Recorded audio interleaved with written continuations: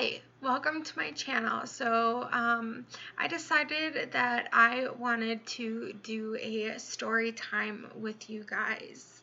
Um, I think that this is going to be part of a healing process for me because I'm the type of person that doesn't want to burden anyone and I just want to keep things to myself. But I think it's very important to be open and honest with, people and to just get it off my chest because there are people who know about what I experienced in childhood, but not the appropriate people. And I feel like my story needs to be out in the world to help people understand that they're not alone. People like me and other people who have dealt with the same thing I have, sometimes they don't have any support and they're alone. And I just want to help them understand that they're not alone, and even though I don't know them, I care about them deeply because it's just who I am. So the story time that I want to talk about today is my childhood.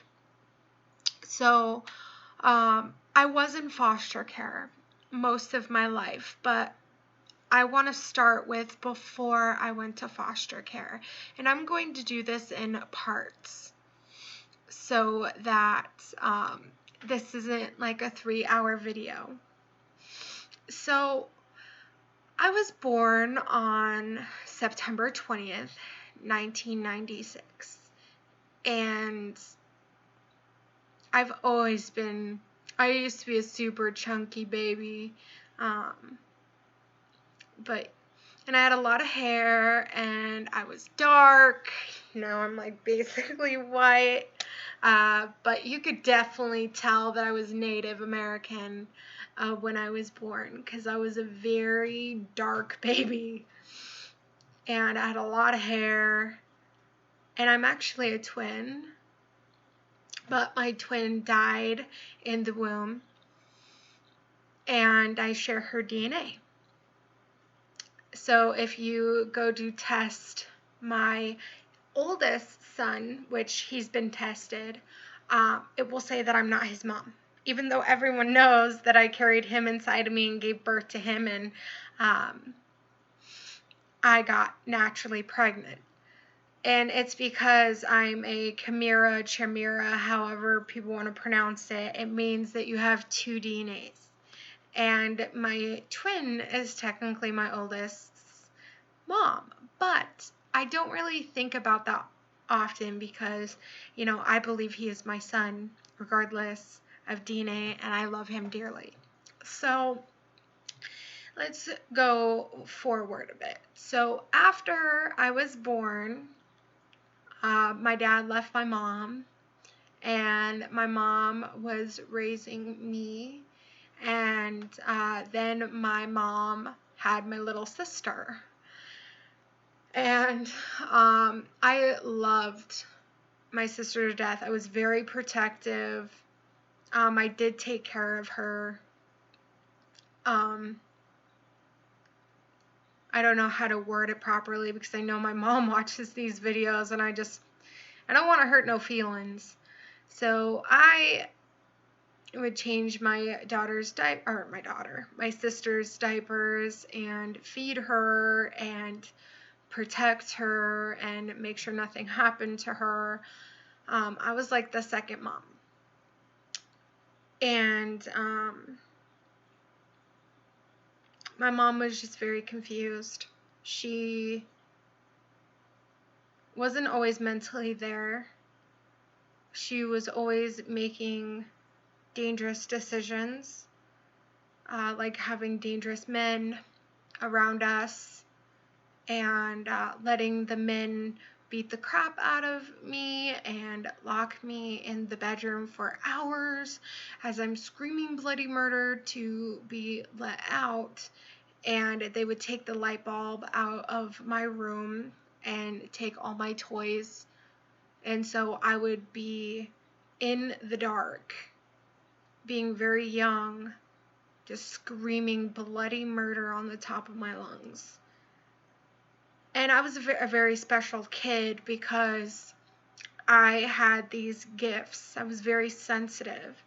And when I'm in the dark, I will get like really overwhelmed. I'm not afraid of the dark. I'm afraid of what's in the dark. And I would feel these energies or this presence or several presences just come and just swarm at me, and I'd be screaming and covering my head. And that was just a very traumatic experience because I didn't have any type of support whatsoever.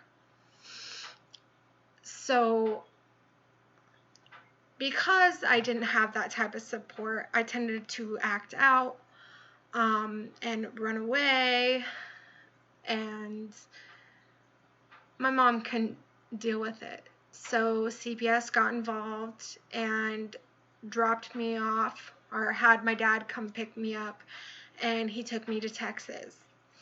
My mom and me were both promised that we would be able to have visitation, but that didn't really happen. My dad kept me from my mom, barely let me have phone calls with her. If I even brought up my mom's name, my dad would get very angry. He had a temper and he was very mean. And my dad just couldn't handle children because of his temper. And he would beat me and stuff, which would cause me to act out in school and cause me to be actually expelled from kindergarten. And so no school really wanted to accept me because of my behavior. And I don't know why no one tried to investigate why I was acting that way and just blamed it on just me being how I was, but or I was just a psycho kid. But there's always a reason for stuff like that. But basically, my dad couldn't handle me very often, so he would drop me off with my grandparents, and I would stay with my grandparents. And I mean, I love my grandparents, but they couldn't get me into normal school because no school wanted me. So I was homeschooled in kindergarten and preschool.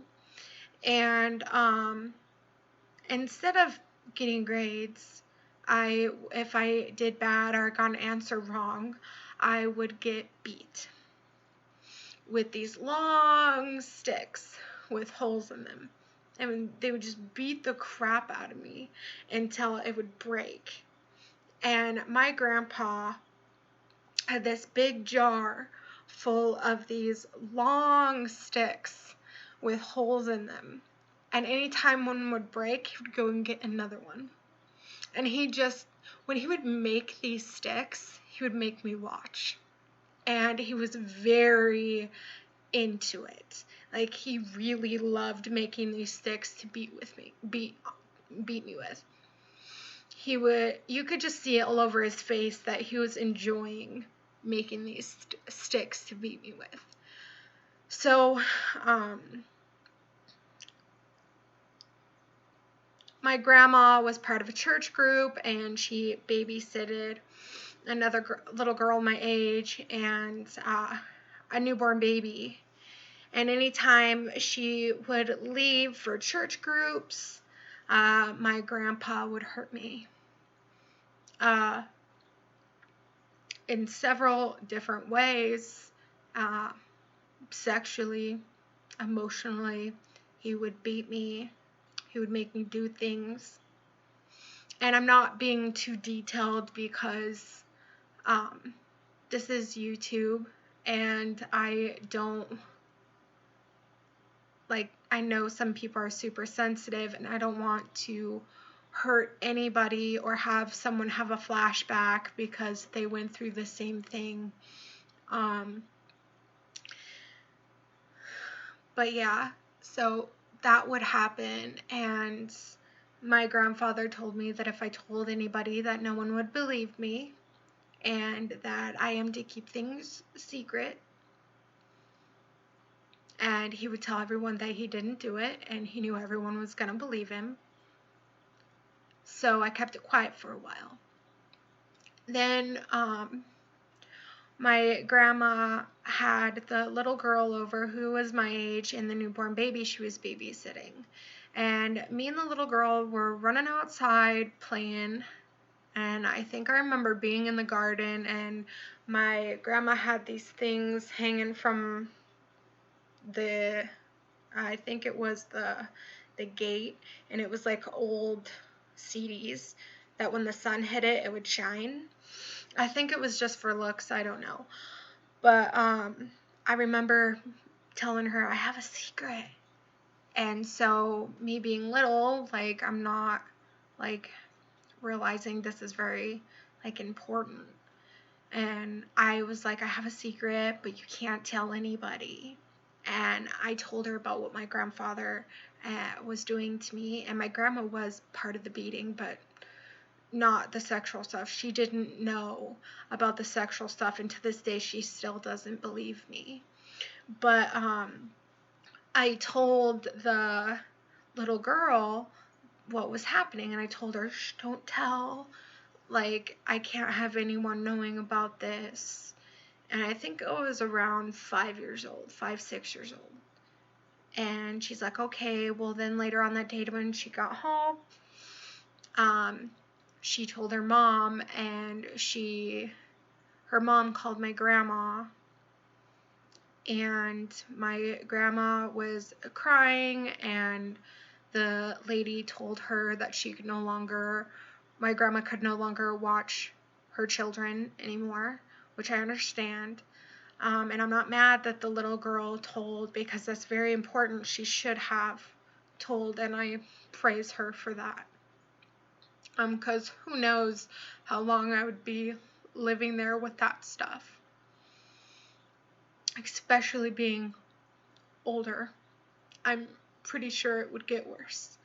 So after the phone call, my grandma got really angry with me and got in my face and was yelling and screaming and saying, how dare you do this to us, how dare you say those things, that's not true, you know it, why, like, why, and she's screaming and blaming me.